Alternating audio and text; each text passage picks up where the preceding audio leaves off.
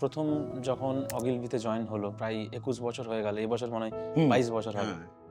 কিভাবে অগিলবিতে জয়েন হলো? তো আমি না বম্বে চলে গেছিলাম, আমি ছাত্র রাজনীতি করতাম, আমার মা আমাকে বললো বম্বে চলে যাও, তোমার এখানে কি কিছু কারণে? হবে না।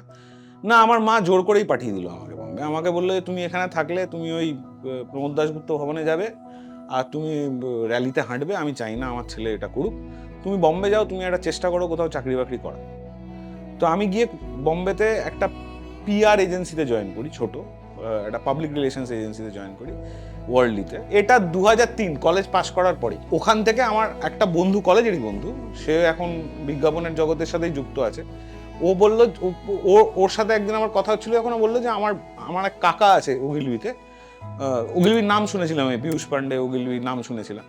আমি বললাম আমাকে একটা যদি ইন্টার্নশিপের সুযোগ করে দেওয়া যেতে পারে, এবং ওর থ্রু দিয়েই আমি ওগিলবি বম্বেতে সুযোগ পাই অ্যাজ অ্যান ইন্টার্ন। 6 মাস মতো ইন্টার্নশিপ করি, এবং সুমন্ত চট্টোপাধ্যায় বলে একজন আছেন, যে ইংলিশ নাট বলে একটি চ্যানেল চালান ইনস্টাগ্রামে, হয়তো উনি আমার প্রথম বস ছিলেন।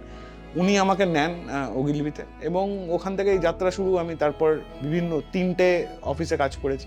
এটা মুম্বাইয়ে ছিল? এটা বম্বে অফিস। বম্বে থেকে আমি কিছুদিনের জন্য কলকাতা আসি, আমার বাবার শরীর খারাপ হয়েছিল বলে, এবং সেখান থেকে আমাকে পাঠিয়ে দেওয়া হয় শ্রীলঙ্কা অফিস। সেখানে আমি প্রায় 3.5 বছর ছিলাম। তারপরে আমি আবার ফিরত আসি কলকাতায়, এবং তারপরে আস্তে আস্তে আমার রোলটা বড় হওয়াতে আমি এই লাস্ট 1 বছর ধরে দিল্লি, কলকাতা এগুলো মিলিয়ে মিশিয়ে কাজ করছি আর কি। তো it has been a bit of a journey, but mostly in ওগিলবি অ্যান্ড মেথার অনলি। মানে আমি প্রায় 2 দশক ধরে ওগিলবিতেই আছি এবং ওগিলবিতেই কাজ করছি।